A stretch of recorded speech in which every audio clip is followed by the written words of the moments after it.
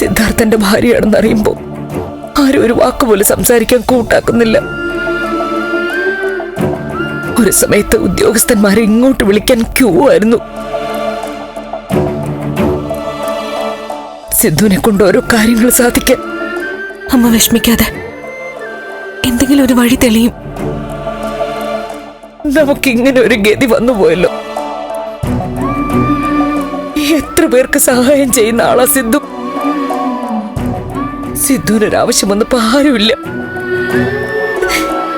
ഈ വീട് തന്നെ ആർക്കും വേണ്ടാതായി.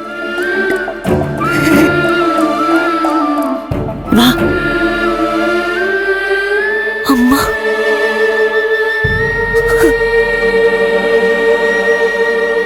അമ്മേ,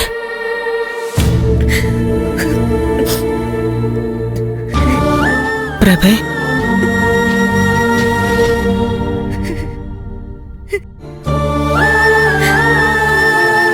ഞങ്ങൾക്ക് ആരുമില്ലാതെ പറഞ്ഞപ്പോ രാധികയും ശാരിമോളെങ്കിലും വന്നല്ലോ.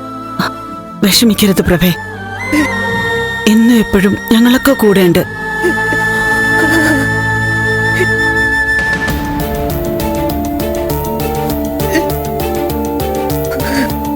പ്രഭ വിഷമിക്കാതെ.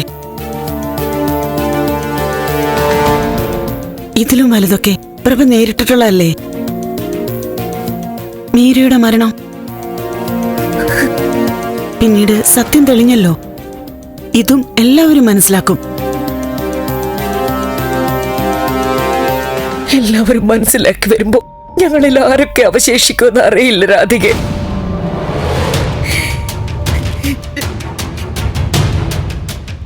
ഇപ്പൊ തന്നെ രജനി ആശുപത്രിയില്, അതും കുത്തേറ്റിട്ട്. സിദ്ധു ജയിലില്ല. ചന്ദ്രോത്താകെ ചോര കെട്ടിക്കിടക്കുന്നത് പോലെ.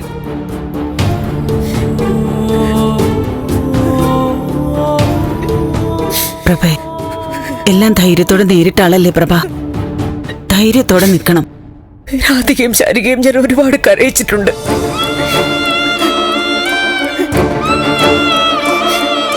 അതിന് ദൈവം തന്നതായി ഇപ്പൊ ഇങ്ങനെ ഒരു കരച്ചിൽ. അങ്ങനെയൊന്നും പറയാതെ പ്രഭേ.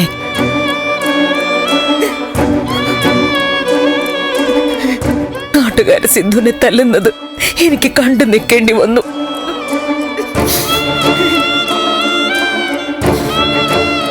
പാവം സിദ്ധു.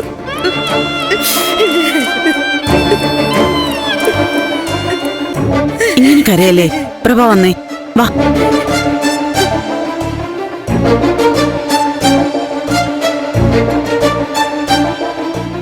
സിദ്ധാർത്ഥൻ സാർ ഇപ്പൊ എവിടെയാ ചേച്ചി? പോലീസ് അറസ്റ്റ് ചെയ്ത് കൊണ്ടുവരിക്കല്ലേ മോളെ. അടുത്ത നടപടി എന്താണെന്ന് പോലീസല്ലേ തീരുമാനിക്കുന്നത്.